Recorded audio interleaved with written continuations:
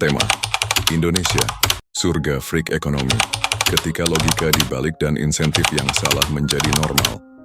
Indonesia kerap dipresentasikan sebagai kisah sukses ekonomi negara berkembang. Angka pertumbuhan dipamerkan, investasi asing dielu-elukan, dan bonus demografi disebut sebagai kartu truf masa depan. Dari luar, semuanya tampak bergerak ke arah yang benar.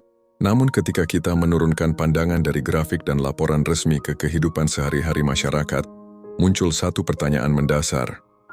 Mengapa begitu banyak orang merasa hidup semakin sulit di tengah klaim kemajuan yang terus diulang? Disinilah Indonesia mulai tampak seperti sebuah surga freak ekonomi. Sebuah ruang di mana logika ekonomi bekerja terbalik, dan keanehan tidak lagi dipertanyakan karena telah lama dinormalisasi. Dalam teori ekonomi dasar, produktivitas seharusnya berbanding lurus dengan kesejahteraan. Mereka yang bekerja lebih keras, lebih terampil, dan lebih produktif semestinya mendapatkan imbalan yang lebih baik. Namun dalam praktik di Indonesia, relasi itu sering kali terputus. Buruh, petani, nelayan, dan pekerja sektor informal, kelompok yang secara nyata menciptakan nilai, justru berada di posisi paling rentan. Sebaliknya, keuntungan besar sering mengalir ke pihak yang tidak selalu menciptakan nilai, tetapi memiliki akses. Di titik ini, pasar tidak lagi sepenuhnya bekerja berdasarkan efisiensi, melainkan kedekatan dengan kekuasaan. Lisensi, konsesi, dan regulasi menjadi alat seleksi ekonomi yang lebih menentukan daripada inovasi atau daya saing. Akibatnya, ekonomi kehilangan fungsi meritokratisnya. Yang bertahan bukan yang paling produktif, melainkan yang paling terlindungi. Keanehan berikutnya terletak pada cara negara mengelola kemiskinan. Subsidi dan bantuan sosial sejatinya dirancang sebagai jaring pengaman, alat sementara untuk membantu masyarakat keluar dari kondisi sulit.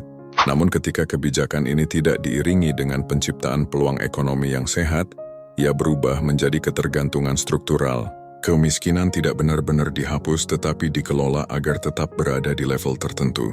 Ironisnya, dalam sistem seperti ini, menjadi miskin seringkali lebih rasional secara ekonomi dibandingkan mencoba naik kelas tanpa dukungan sistemik. Ketika seseorang yang berusaha mandiri justru kehilangan akses bantuan, sementara produktivitas tambahan tidak cukup menutup biaya hidup yang melonjak, maka insentif ekonomi bekerja terbalik. Yang rajin tidak selalu selamat, yang pasif justru bertahan. Inilah contoh nyata bagaimana insentif yang salah dapat membentuk perilaku kolektif. Bukan karena masyarakat malas, tetapi karena sistem memberi sinyal yang keliru tentang apa yang layak diperjuangkan. Keanehan lain terlihat dalam struktur pasar tenaga kerja. Sektor informal menyerap lebih dari setengah tenaga kerja nasional. Namun kondisi ini sering dibungkus dengan istilah fleksibilitas.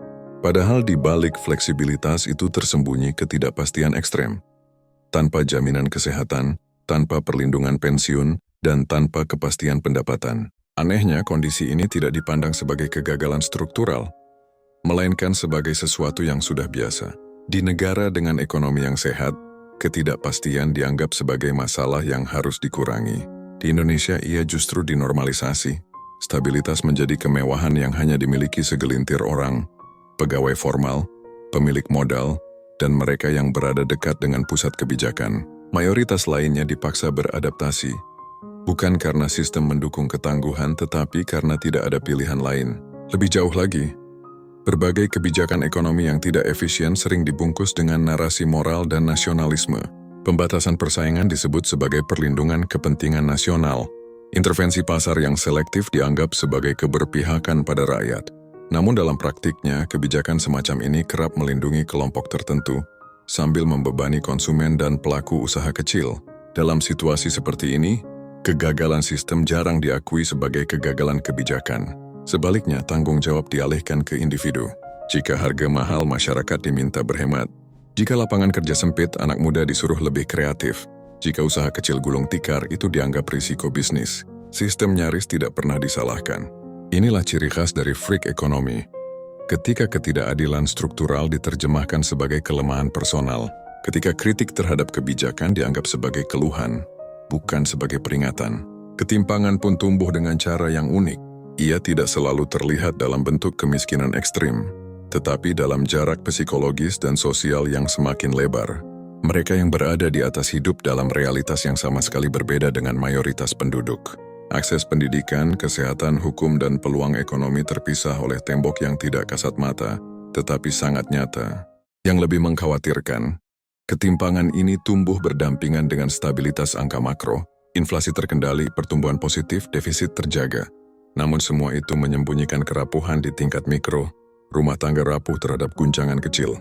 Satu sakit, satu kehilangan pekerjaan, atau satu kenaikan harga dapat menjatuhkan mereka ke jurang ekonomi. Disinilah absurditas itu mencapai puncaknya. Ekonomi tampak sehat, tetapi masyarakatnya kelelahan. Indonesia bukan kekurangan sumber daya, bukan kekurangan tenaga kerja, dan bukan kekurangan ide. Yang bermasalah adalah cara sistem memberi penghargaan dan hukuman. Ketika kerja keras tidak menjamin keamanan hidup, ketika kepatuhan pada aturan tidak selalu menghasilkan keadilan, dan ketika inovasi kalah oleh kedekatan kekuasaan, maka rasionalitas ekonomi runtuh. Namun narasi ini bukan ajakan untuk pesimisme, justru sebaliknya. Menyebut Indonesia sebagai surga freak ekonomi adalah cara untuk membuka mata, bukan untuk menyerah. Keanehan hanya bisa bertahan selama ia tidak disadari. Begitu kita mulai mempertanyakan apa yang selama ini dianggap normal, ruang untuk perubahan terbuka. Ekonomi yang sehat bukan soal angka yang indah, melainkan tentang keselarasan antara logika, insentif, dan keadilan. Ketika sistem mulai memberi penghargaan pada produktivitas nyata, melindungi yang rentan tanpa memelihara ketergantungan, dan membuka persaingan secara adil, maka normal tidak lagi berarti bertahan hidup, tetapi memiliki masa depan.